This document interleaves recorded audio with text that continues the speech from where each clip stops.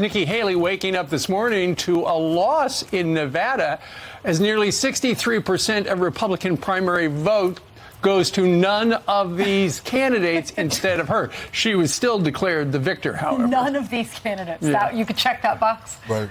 Former president was not on the ballot. He opted out and will instead take part in the caucuses tomorrow. It's a race Haley is not participating in. Even that race will ultimately decide what candidate will receive the state's 26 delegates. If you're going to be president, you need Nevada. And on the other side of the aisle, President Biden easily taking the Democratic primary with nearly 90% of those votes.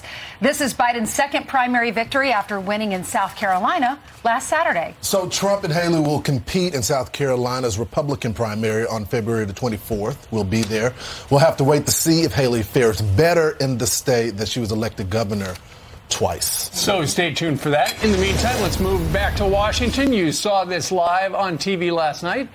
The House of Representatives last night failed to impeach DHS Secretary Alejandro Mayorkas last night. It was stunning and it was embarrassing. But he isn't out of the woods yet. A second vote is already in the works. Brooke Singman is here with the details on that. Hey, Brooke. Hey, you guys. Yeah, that's right. House Republicans just barely missing the mark in a dramatic 216 to 214 vote last night. Utah Congressman Blake Moore was one of 4 Republicans to vote against the impeachment, but he cast his vote with purpose. A last-minute switch to no actually allows him to demand a revote at a later date, meaning Republicans still have a chance to impeach Mayorkas once they have just one more vote, which could come when House Majority Whip Steve Scalise returns from his cancer treatments.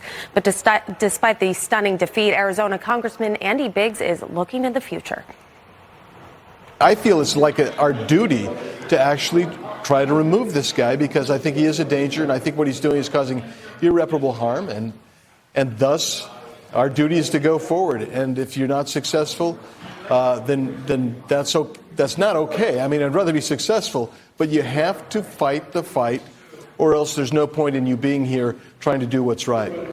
But the White House says it is all just political theater, calling the effort baseless and unconstitutional. Now, coming up on Fox and Friends, we will be joined by California Republican Congressman Tom McClintock, who voted no, and Florida Republican Congresswoman Laurel Lee, who voted yes. And guys, a spokesman for Speaker Mike Johnson says House Republicans intend to bring articles of impeachment against Mayorkas back to the floor when they have the votes. And there was a surprise appearance from a Democrat. Everyone thought was sick, Al Green. Yep. So when he showed up, everything got messed up. And then Mike Gallagher kind of surprised a lot of people. Thanks so much, Brooke. Thanks, guys. Mr. Green showed up in a wheelchair wearing hospital clothes. Right. Because he had emergency abdominal surgery, but the vote was so important. To him. Yeah. Remember, Santos got ousted. Steve Scalise is doing with cancer treatment, so that really narrowed the margin.